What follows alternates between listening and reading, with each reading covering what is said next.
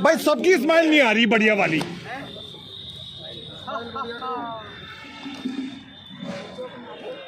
पुण्य श्लोक देवी अहिल्याबाई होलकर की।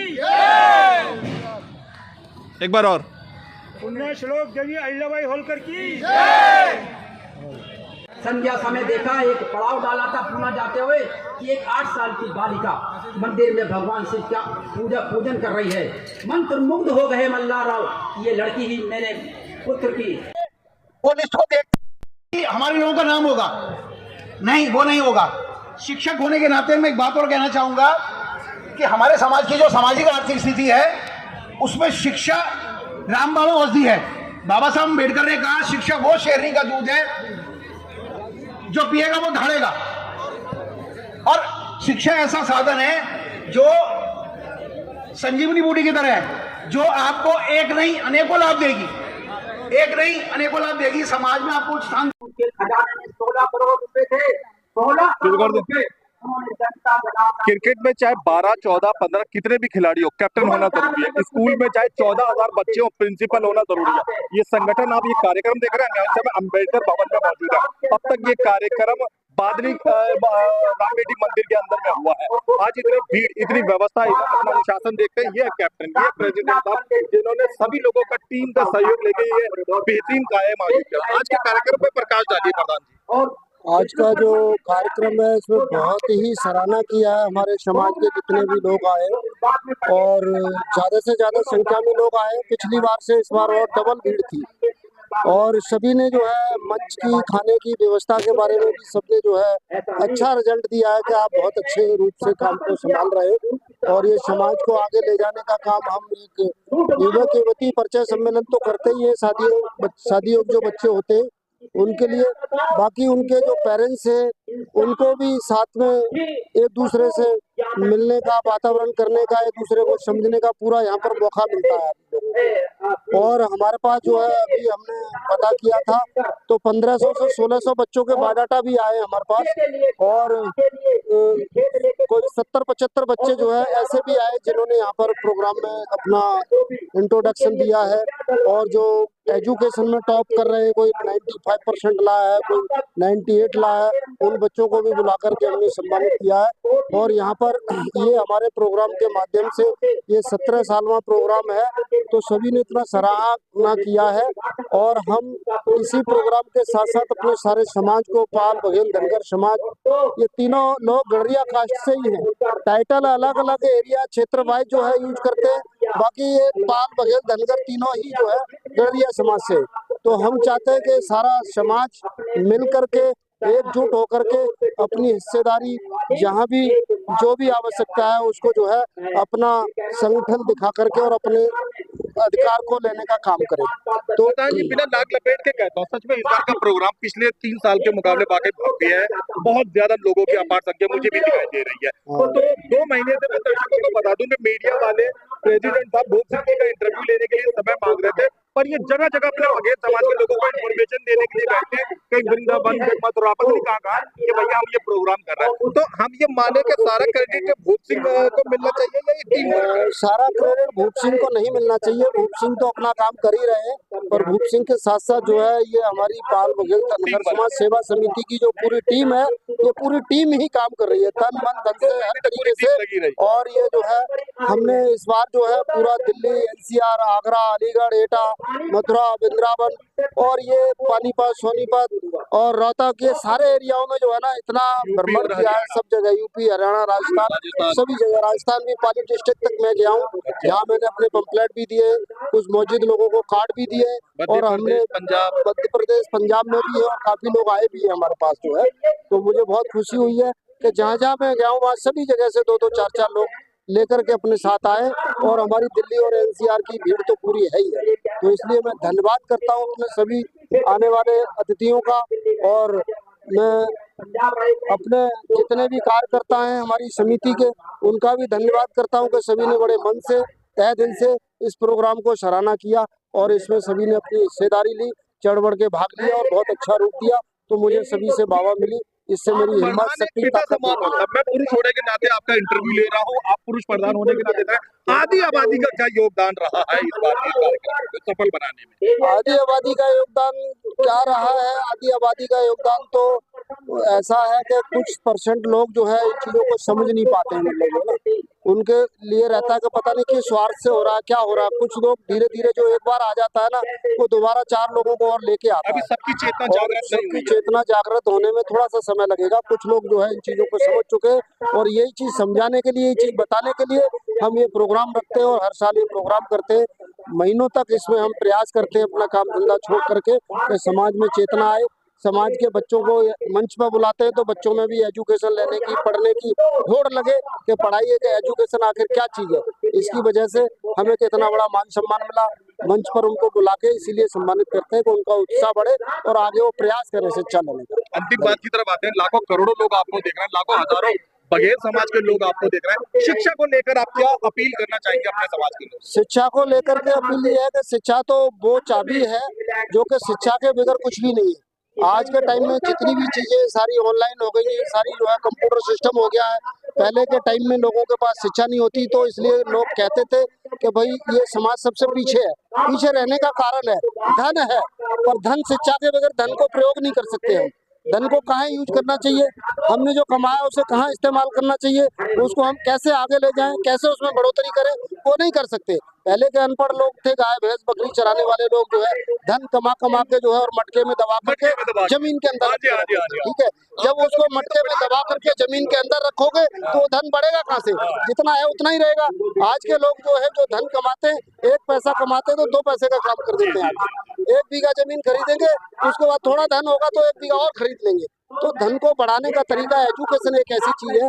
लोग व्यापार कर रहे हैं, लोग सर्विस कर रहे हैं, लोग अच्छी कंपनियों में जॉब कर रहे हैं, तो उसको करने से जो है ना लोग आगे आ रहे हैं। अब हमारे समाज में किसी भी चीज की कोई कमी नहीं है आज की डेट में। ना एजुकेशन की कमी है, ना धन की कमी है, ना समझदार शिक्षित लोगों की कमी है, ना ही किसी वक्ता की कमी है। वक्ता भी बहुत है हमारे मंच में। जिस टाइम से मंच सुबह 10 बजे से प्रोग्राम चालू है, अभी तक लोग लाइन में लगे हुए हैं बोलने के लिए। उनको टाइम नहीं मिल पा रहा, उनकी नाराजगी है कि अगर हम इतनी दूर से चल के आए तो हमें भी समय चाहिए। तो इसलिए मैं उन लोगों का भी धन्यवाद करता हूँ कि भाई वो थोड़ा सा पैसेंस रखें। मतलब जो है सभी को मौका मिलेगा, समय देंगे जितना दे पाएंगे। बाकी आप सभी का प्रोग्राम है करते हैं सभी समाज आमतौर पे अपना भवन बनाने पे ध्यान देते हैं। बघेल समाज का भवन के बारे में क्या विचार रखते हैं? बघेल समाज का भवन बनाने का ये है कि ऐसा नहीं है बघेल समाज किसी भवन बनाने में पीछे है। बघेल समाज की बहुत सारी धर्मशालाएं हरिद्वार में, बहुत पाल धर्मा ट्रस्ट जो है पाल धर्मशाला है। हरिद्वार के अंदर एक 5 स्टार होटल के समान धर्मशाला बनी हुई है, बहुत ही सुंदर और बढ़िया।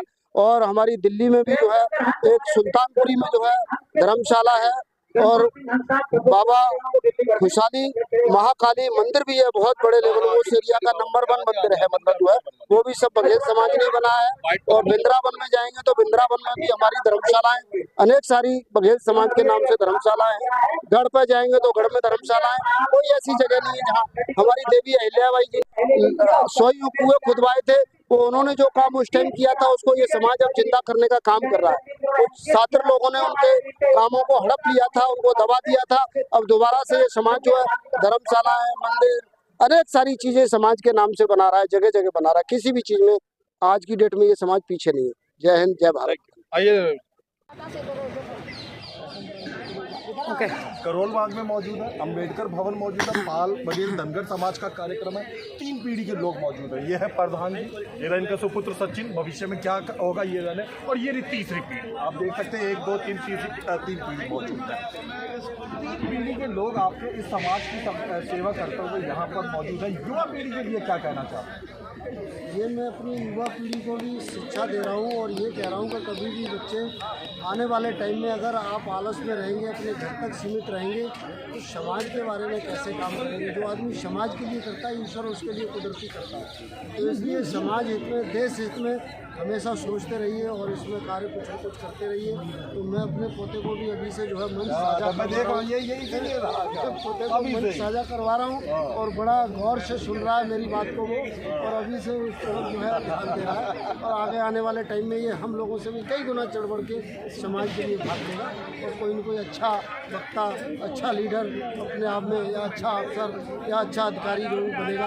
और इसीलिए मैं समाज से जुड़ना चाहिए युवा पीढ़ी को, ये संदेश आपका सिर्फ अपने पुत्र के लिए या सभी अपने पुत्रों के लिए, सबके लिए मेरा संदेश तो सभी के लिए है, पर सब अपने अपने परिवार में हर एक आदमी की सोच एक समान नहीं होती है। फिर भी आगे आना मैं तो चाहिए। स्वयं जो है, मैं स्वयं जब से होश संभाला पहली प्राथमिकता। तो अपना पार्ट टाइम जॉब करता हूँ, समाज के लिए अपना बिजनेस भी चलाता हूँ, अपना कार्य भी करता हूँ, और उसके बावजूद भी मेरे पास खुद समय नहीं है। मैं बिल्डिंग कॉन्ट्रैक्टर हूँ, बिल्डिंग भी बनाता हूँ, मेट्रो स्टेशन का काम है, अपना कोल्ड स्टोर बुलंदशहर में बना रहा हूँ। उसके बावजूद भी मैं जो है पार्ट टाइम जॉब ये समाज के लिए हमेशा करता हूँ। आज महीनों से इस प्रोग्राम की भी तैयारी में लगा हुआ हूँ। जी बता रहे और थे कि आगे 2 भी महीने के लिए ये घर से बिल्कुल बेदखल हो आगे जाते भी हैं। मैं इस काम को करता रहूँगा, और अपने बच्चों को भी इस बात की शिक्षा देता हूँ कि बेटे घर तो दुनिया चलाती है, बिल्डिंगें अपने घर की दुनिया बनाती है, अपने बच्चों को दुनिया पालती है, पढ़ाती है, और उसके साथ साथ तो समाज के हित में भी कुछ करते रहिए। प्रधान जी की पुत्रवधू है, ये दूसरी पीढ़ी है। कैसा लगा जब इस घर में आई और देखा कि ससुर जी तो घर की टूटियां ठीक करवाने के बजाय, बिजली के बल्ब ठीक करवाने के बजाय समाज में जगह पड़े हुए निमंत्रण देने के अंदर में कैसा महसूस हुआ? मुझे इस घर में आके ऐसा नहीं लगा कि मैं बहू बन के आई हूँ। मुझे यहाँ पे अपना बेटी जैसा ही ये सब मुझे अच्छे लगे, ये सब मुझे वाकई बड़े अच्छे लगे। बोलती जाओ। हाँ। बेटी की तरह ही मैं यहाँ पे रहती हूँ। ऐसा नहीं है कि मैं बहू की तरह रहती हूँ यहाँ पे। और यहाँ पे जैसे मेरे को यहाँ पे शिक्षा के लिए भी कोई मना नहीं है। मैं जिस टाइप पे जाती हूँ, कोई ये नहीं कि कॉल करके पूछा जा रहा है कि मैं कहाँ पर हूँ, कहाँ पर। अच्छा, तुमने तो शादी के बाद भी पढ़ाई जारी रखी ना? हाँ, पिछले साल बताया था। अच्छा, बहुत बढ़िया, बहुत थैंक यू, बहुत बढ़िया। सारी बातें एक तरफ, ये वाकई एक अविस्मरणीय मिसाल है। इसका किसी समाज से लेना नहीं, सब समाज को सबक सीखना चाहिए। शादी के बाद में भी इस लड़की को इस सज्जन ने और इस सास ने पढ़ाई के लिए आगे बढ़ावा दिया, आगे हौसला अफजाई करी, आगे यूनिवर्सिटी कॉलेज के लिए भाई, ये सारे समाज को करना चाहिए। बहुत बढ़िया, आगे भाई साहब। ये भोग सिंह प्रेसिडेंट की धर्मपत्नी है। मैं आपको बता दूं, आधी आबादी का इस कार्यक्रम को सफल करने में क्या योगदान है, आप इनसे सबक ले सकते हैं। 2 महीने पति देव पूरे शहर भारत में भटका हुआ है कामकाज के सिलसिले में, ये इन्हीं की वजह से रहा। अदरवाइज पति घर से बाहर निकलते हुए निकल भी नहीं पाते। आज के कार्यक्रम में आगे आपको कैसा लग रहा है? आज का कार्यक्रम बहुत अच्छा लग रहा है, और अब हम पहले लेडीजों को देखते नहीं थे, अब कोई पीछे नहीं है। हमारे समाज में लेडीज आगे चढ़ बढ़ के हिस्सा लेती हैं, और बहुत अच्छा लगता है। और अब हमें भी लगता है कि क्योंकि हमें 17 साल हो गई यहाँ आते आते इसमें सम्मेलन में, तो हमें एक दूसरे को देख के बहुत लेडीजें आती हैं अब, और अच्छा भी लगता है। और इस समाज के लिए धन्यवाद देना चाहिए कि 17 साल पहले जब आप आती थी तब, और अब 2025 में आपको लगता है कि तादाद काफी बड़ी है महिला? हाँ जी, महिलाओं की तादाद बड़ी है। ऐसा मौसम का हिसाब होता है ना, कई बार तो लेडीज दुकान के लिए आई तो ज्यादा आ जाएगी कि चलो, बाकी के लेडीज बड़ी हैं, एक दूसरे से मिले। पहले नहीं आती थी, सिर्फ 2 होती थी, ललता जी और कविता जी होती थी। हम कहते कहाँ जाना है, जब से आने लगे तो लेडीज भरपूर आती हैं, और बहुत अच्छा लगता है। और सम्मेलन जो होता है, जो समाज पे बड़े बड़े लोग आते हैं, बड़ी खुशी होती है, बड़ा अच्छा लगता है कि ये एकजुट हो रही है समाज। महिला होने के नाते, पत्नी होने के नाते कभी मन में ये नहीं आता जिन जगह को 2 महीने तक तो मेरा पति घर छोड़ के बाहर समाज के काम में लगे पड़े हुए हैं, घर में बच्चों की फीस, बिजली का बल्ब, पानी की टूटी छोड़ छाड़ के समाज में, कभी मन में ये नहीं आता? होता है, कई बार लगता है कि जैसे ये तो घर बार सब छोड़ दिए, ये तो 2 महीने के लिए संन्यास ले लिया, न रात का पता कै बजे आना है, 2 बज जाए 3 बज जाए, और न सुबह का पता कि ये कब जाएंगे। रहते हैं ना, 2 ये गायब रहते हैं, कहीं जाके दूर पर्चियां जाना होता है, मिलने होता है, क्योंकि लोग बिगड़ जाए आएंगे नहीं, तो वहाँ जाके बोल के आते हैं भाई कदम, हाँ कार्ड दे के आएंगे, बोल के आएंगे जी आना है, तो वो लोग आते भी हैं, खैर सम्मान भी देते हैं, आते हैं। तो ये बहुत अच्छा लगता है कि जहाँ जाते हैं वो आ जाते हैं। एक समाज को इकट्ठा करने के लिए सब लोग आते हैं और सब लोग जुटते हैं, और समाज में बहुत अच्छा लगता है कि इतने लोग आ जाते हैं। बहुत बड़ी बात है, नहीं पहले समाज को कोई जानता नहीं था हमारी। युवाओं का क्या योगदान दिखाई दे रहा है आपको इतने 17 सालों में आते? युवा तो कम ही आ रहे हैं। अभी क्या है कि मैंने फोन करा, बहू को बुलाया, बेटे को बुलाया, आए, लास्ट तक आ पाए। ये दूसरे के बच्चे भी आजकल क्या है, दोस्त मिल जाते हैं तो आ जाते हैं, और अगर अकेला है क्या करना, मुझे क्या करना, ये होता है। अब आपके संदेश पे आते हैं, क्या समाज को आप संदेश देना चाहती हैं ऐसे प्रोग्रामों को सफल बनाने के? लोगों को आना चाहिए एक दिन का समय निकाल कर कि नहीं? हाँ, ऐसा है, हम तो जब तक चल रहा है चला रहे हैं। आगे इन बच्चों का काम है कि ये आगे आए और देखें और इसको चलाएं आगे तक। पर मुझे ये लगता है कि जब बच्चे मिलेंगे नहीं, एक दूसरे को जानेंगे नहीं, तो ये प्रोग्राम चलाना मुश्किल है बच्चों के लिए। क्यों? तो बच्चों को पता ही नहीं कि हो क्या रहा है अपना। बच्चे अगर इस चीज को 2-4 बच्चे आगे आते हैं या समझते हैं ना, तो उनको पता रहता है कि समाज का इतने दिन से प्रोग्राम चल रहा है, इसे आगे चलाना चाहिए। पर मुझे ऐसा लगता है अब ये मेरा बच्चा है समाज के, हाँ ये मेरा बेटा है, हाँ जी बड़ा। और ये क्या है कि ये आए हैं तो अभी इनकी किसी से जान पहचान नहीं होगी समाज में, तो ये आगे कैसे बढ़ाएंगे इस प्रोग्राम को? अगर आगे ये 4 बच्चों से मिलेंगे और बढ़ाएंगे तो आगे ये चला पाएंगे इस चीज को, तब ये पापा के पद पे आ पाएंगे। घर बैठ के कुछ नहीं। और अगर ये नहीं आए और नहीं चले किसी के साथ, तो ये अपने घर है, प्रोग्राम अपने यहाँ है, ये नहीं कर पाएंगे। क्योंकि बच्चे मिलने से ही प्रोग्राम होते हैं। अब हमें आप 3 साल से 4 साल से मिल रहे हो, तो हमें भी पता है कि आप आए हो, ठीक है, और सब चीज हमें भी पता है कि क्या होना है, कैसे होना है। तो वो चीजें होती हैं, बच्चों को बहुत जरूरी है लाना। और मेरी तो बहू भी आई है, और लड़के को आने दो इस तरफ, मेरी तरफ। आजा। ये प्रधान जी के लड़के, क्या नाम है? सचिन। ये प्रधान जी के सुपुत्र सचिन जी है। कैसा लगता है आपके पिता ने इतना लंबा चौड़ा जो बड़ा सा कार्यक्रम वहां तक इतनी भीड़, टीम के कैप्टन तो हकीकत में वही है, कैसा महसूस होता है अपने पिता के काम को देख? सब जो आप देख रहे हैं, आगे आ जाओ। ये सब जो आप देख रहे हैं, ये कोई एक दिन का काम नहीं है या कुछ महीनों का काम नहीं है। इसे करने के लिए सालों लग जाते हैं।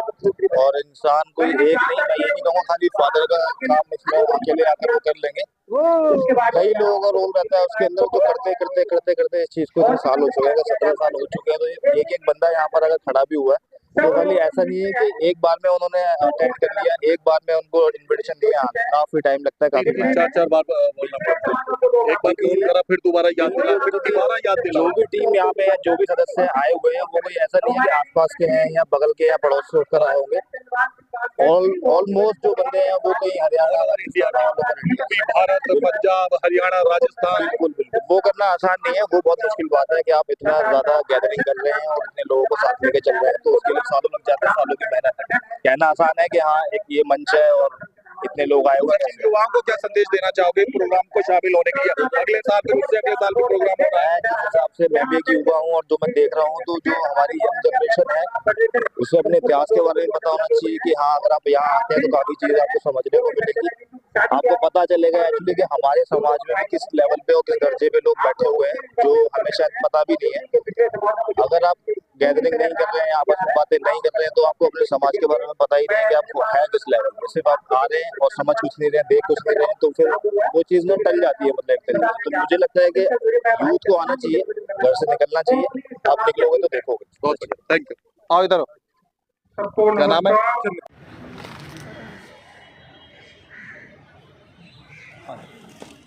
नेक्स्ट।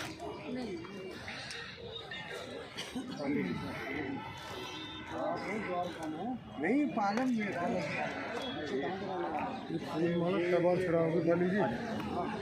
दस बार तुमने फूल मारा मैं तो आया ही नहीं था। नंबर 12 में 15 चलो जी मेरा भी लास्ट कर रहे हैं हो माता है। ठीक। माने समाज सेवी सुखबीर जी मौजूद है। 1.5 महीने से हम इनसे कोशिश कर रहे थे संपर्क करने की, और मैं समाज के प्रति इनकी शिद्दत को वाकई सराहनीय बोलूंगा। ये तकरीबन जगह पे समाज का इनविटेशन देने में बिजी है। आज के कार्यक्रम पे प्रकाश डालिए सुखबीर जी। आज का प्रोग्राम हमारा सफल रहा जी।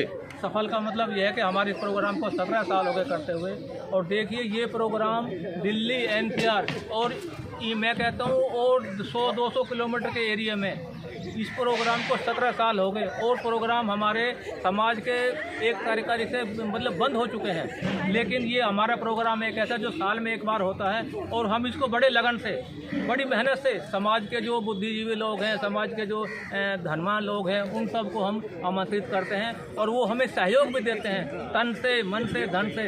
और मैं समाज के लोगों को यही कहना चाहूँगा कि ये प्रोग्राम हमारे आगे तक चलता रहे। दूसरी बात देखिए, जब इंसान कोई कार्य करता है तो छोटी मोटी कमियां रह जाती हैं। हर इंसान प्रयास करता है, दाग तो चांद में भी है, लेकिन हमें पीछे नहीं हटना, हमें आगे चलते रहना है, एकता बनाए रखनी आगे है। बढ़ते हुए समाज के साथ कंधे से कंधा मिला के चलना है।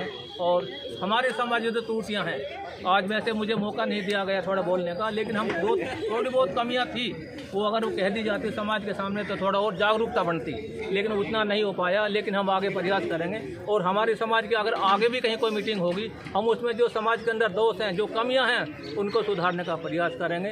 इन्हीं शब्दों के साथ अपनी वाणी को विराम देता हूँ। जितेंद्र बघेल जी, मुझे पिछले कई साल से इस कार्यक्रम में मिलकर मुझे इनके पास एक बात पसंद है और कोई भी बात नहीं। ये जब कांग्रेस का सब लोग हाथ छोड़ रहे थे, हाथ नहीं छोड़ूंगा, साथ नहीं छोड़ूंगा, बुरी दुर्दशा में भी साथ में रहा, डूबते जहाज को जब चूहे छोड़ रहे थे, ये शेर उनके साथ में खड़ा रहा, आज भी कहा। लेकिन वो मुद्दा फिर कभी, इस समय हम नॉन पॉलिटिकल कार्यक्रम में, आज के कार्यक्रम के बारे में बताएं। देखिए, जो पाल बघेल धनगर समाज का जो कार्यक्रम है, ये पूरा दिल्ली, एनसीआर, चाहे उत्तर प्रदेश हो, चाहे राजस्थान हो, चाहे हरियाणा हो, पूरे दिल्ली के उत्तर भारत के लोग यहाँ पर आते हैं। और सबसे बड़ी बात है, लगातार पिछले 15 सालों से लगातार हर साल होता है। और इसमें जो हमारे छोटे बच्चे हैं, जो मेधावी छात्र हैं। पाल बघेल धनगर समाज के पूर्व अध्यक्ष विजेंद्र जी हमारे पास मौजूद है। नेल्सन मंडेला वकील थे, मार्टिन लूथर किंग वकील थे, अपने सब समाजों को आगे बढ़ाने में, हम तो देश आजादी दिलाने वाले वकील थे। अब ये पाल बघेल और धनगर समाज को आगे बढ़ाने के लिए लोग मौजूद हैं। पहले तो आज के कार्यक्रम के बारे में बताएं विजेंद्र जी। इस कार्यक्रम की जहाँ तक बात है, ये कार्यक्रम पाल बघेल धनगर समाज की जो बेसिक समस्या है, विवाह योग युवक युवती पक्ष, विवाह योग युवक युवती संबंधों को लेकर के, जो यहाँ विशेषकर दिल्ली एनसीआर का जो ताना बाना है, जो कि एक दूसरे से हम लोग जानते नहीं है, तो इस कार्यक्रम की शुरुआत इस रूप में की गई थी कि सामाजिक रूप से एक ऐसा तो मंच प्रोवाइड कराया जाए जहाँ लोग सब लोग मिलें, एक दूसरे को जाने पहचाने, और जो भी विशेषकर जो ब्याह जैसी बच्चों की शादी की समस्या है, उसमें जब हमारा दायरा बड़ा होगा तो वो समस्या का समाधान हो। और साथ ही साथ जो हमारे प्रतिभाशाली छात्र छात्रा जो बच्चे प्रतिभाशाली छात्र छात्राएं हैं, उनको सम्मानित किया जाए ताकि उनका मनोबल बढ़े और वो उनको थोड़ा सा प्रोत्साहन मिले। तो मैं समझता हूँ कि ये 2007 में कार्यक्रम की शुरुआत हुई थी, आज उसमें उसी कार्यक्रम की 17वां प्रोग्राम है जो आज यहाँ संपन्न हो रहा है। और मैं ये कह सकता हूँ कि ये दिल्ली एनसीआर के प्रमुख कार्यक्रमों में से एक है, जो समाज की जो बेसिक समस्या है उसके साथ साथ साल भर में कम से कम एक बार समाज के प्रमुख लोगों का, दिल्ली एनसीआर और अन्य स्टेट के लोगों का भी एक समागम के रूप में ये एक तरह से सामने आता है। और यहाँ लोग सभी लोग आते जाते हैं, एक दूसरे को मिलते हैं। मेरा नज़दीकी अनुभव है, जैसा मैं महसूस भी करता हूँ कि इस कार्यक्रम में, इस प्लेटफॉर्म में दिल्ली एनसीआर के समाज को इतना नज़दीक ला दिया है कि समाज का एक आदमी जाता है कि नोएडा में बैठा हुआ हमारा आदमी कौन है, गुड़गांव में कौन है, आपका फरीदाबाद पानीपत में कौन है, दिल्ली में कौन है। तो ये सारा मतलब कुल मिला करके समाज को एक मंच पर लाने में, उसके ताने बाने को मजबूत करने में, और बच्चों की जो शादियों में जो बेसिक सी समस्या है, जो हम तो समाज का एक आम आदमी इसका सामना करता है, उस जरूरत को पूरा करने में इस कार्यक्रम की बड़ी महती भूमिका रही है। और साथ ही साथ जो बच्चे हैं हमारे, जो कॉलेज में हैं या जो अपनी 10वीं 12वीं में जो होशियार बच्चे हैं, उनको भी यहाँ उनको सम्मानित किया जाता है ताकि उनको भी थोड़ा सा प्रोत्साहन मिले और उनका मनोबल बढ़े और वो अपने पढ़ाई लिखाई में आगे करें। जैसे कि आज के कार्यक्रम का जहाँ तक स्वरूप है, इस आज के कार्यक्रम में हमने ऐसे अलग अलग क्षेत्र के लोगों, विशेषज्ञों को बुलाया था, जो काउंसिल का काम हेल्थ में, एजुकेशन में और अन्य में, फील्ड इन्वेस्टमेंट में, साइबर क्राइम में, हम उनको आम आदमी को भी इसकी बेसिक जानकारी हम लोग मिल सके। इस तरह से इस कार्यक्रम से ऐसा करने की कोशिश की जाती है कि बहुत सारी जागरूकता के तौर पे, बच्चों को प्रोत्साहन के रूप में, और शादी जैसी जो बेसिक समस्या है बच्चों की, उनके उस समस्या को हल करने के रूप में भी ये कार्यक्रम उपयोगी हो, ऐसा सूचित करने की कमेटी लोग। आजादी के 75 साल के बाद शैक्षिक और सामाजिक दशा कैसी है? ओवरऑल में पाल बघेल धनगर समाज की बात करूं तो शिक्षा की मुख्य धारा हम कहीं भी रहे तो ऐसा ये कहेंगे कि अभी हमारे समाज का मामला काफी पीछे है, लेकिन शिक्षा के मामले संतोष की विषय ये है, संतोष का विषय हम कह सकते हैं कि आज हमारे बच्चे हर तरह की एजुकेशन, चाहे हेल्थ है आपकी, चाहे आपका टेक्निकल एजुकेशन है आपकी, चाहे आपका प्रोफेशनल एजुकेशन है, हर क्षेत्र में हमारे बच्चे भी, स्पोर्ट्स की बात करें, मतलब क्षेत्र में बच्चे तेजी के साथ आगे बढ़ रहे हैं और निश्चित रूप से अभी जो यात्रा मुख्य धारा की बात करनी है वह स्थापित होने में वक्त समय लगेगा, लेकिन हम संतोष की बात आर्थिक दशा पे बात करते हैं। 75 साल हो गए, हमारे दर्शक इस समय करोल बाग के अंबेडकर भवन पे आप लोगों को देख रहे हैं। सारे बघेल समाज इस समय कोट पैंट वाले बड़े बाबू लोग नजर आ रहे हैं पूरे भारत में, लेकिन धनगर समाज की क्या स्थिति है आर्थिक? ओवरऑल हम लोग को किसी समाज को विकास के पैरामीटर्स में जांचा जाता है तो उसके 4 पैरामीटर होते हैं। किसी समाज की आर्थिक स्थिति क्या है, किसी समाज की आपकी एजुकेशन स्थिति क्या है, किसी समाज की सामाजिक स्थिति क्या है और किसी समाज की राजनीतिक स्थिति क्या है।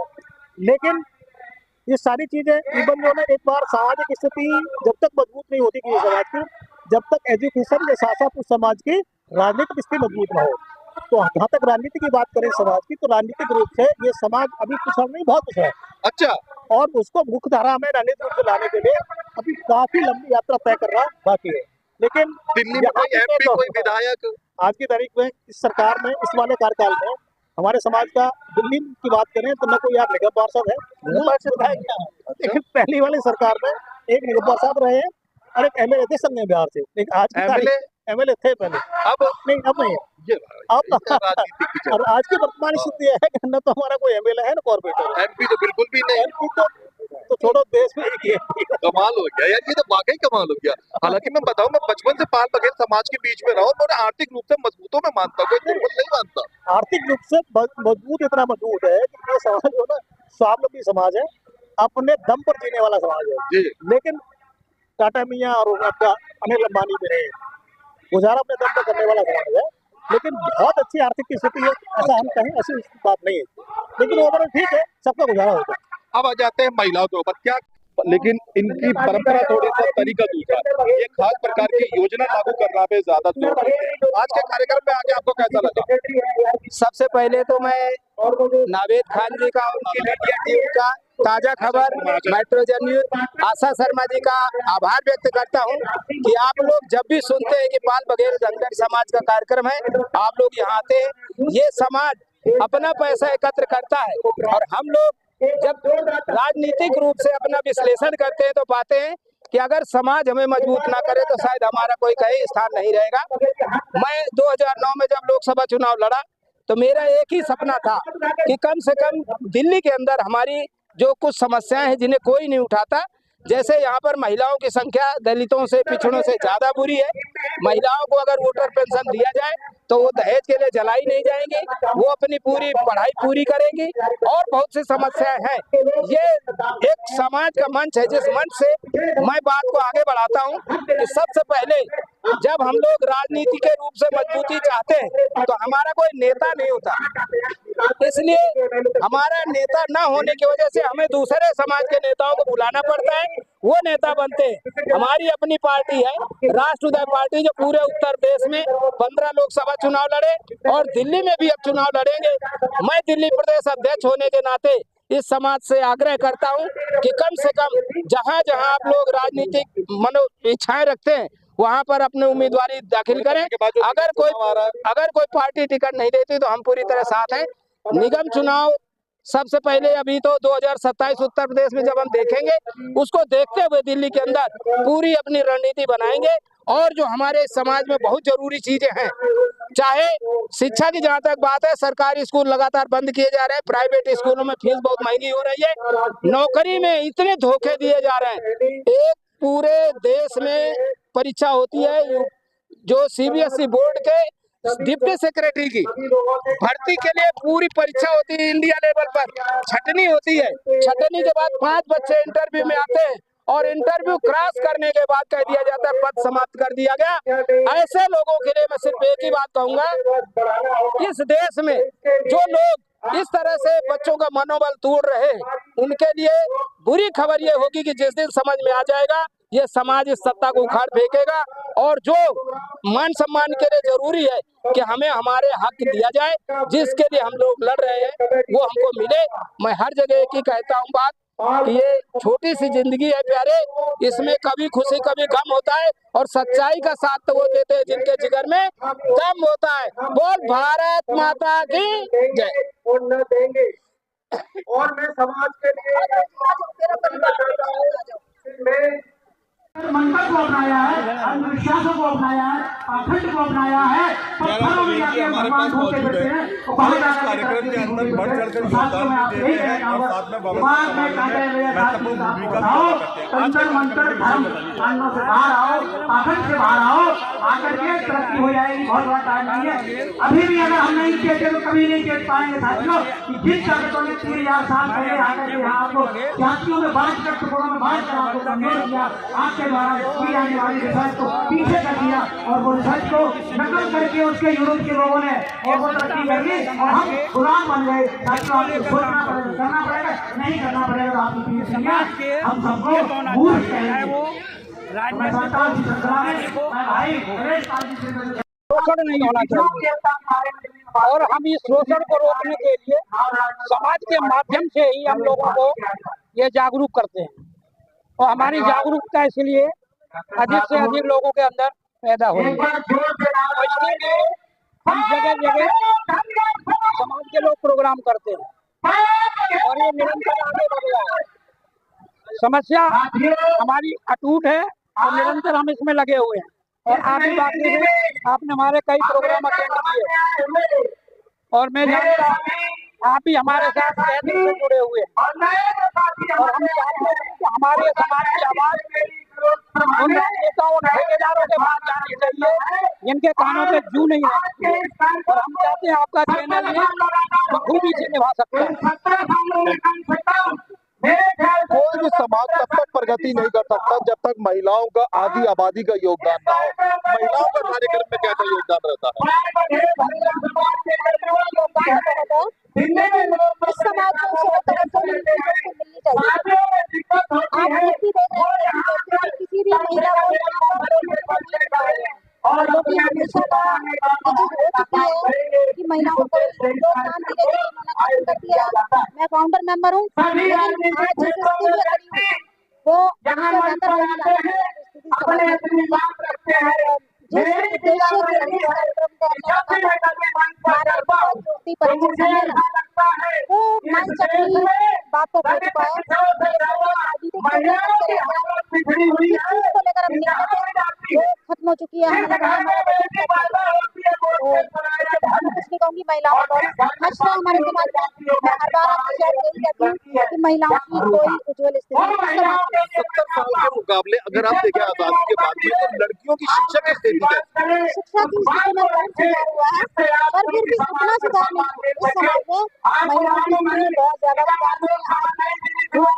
प्रताड़ना हम बाहर भाषण दे सकते हैं लेकिन हमारे घर की महिलाओं की आज भी पर्दा प्रताड़ना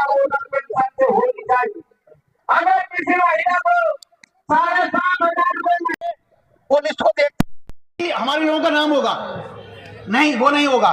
शिक्षक होने के नाते मैं एक बात और कहना चाहूंगा कि हमारे समाज की जो सामाजिक आर्थिक स्थिति है उसमें शिक्षा रामबाण औषधि है।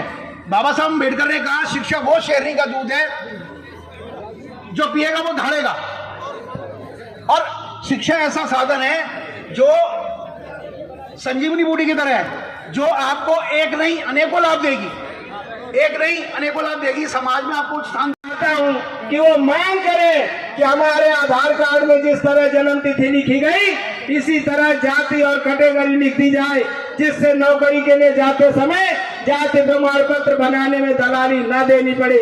सरकार ऐसे नहीं करेगी।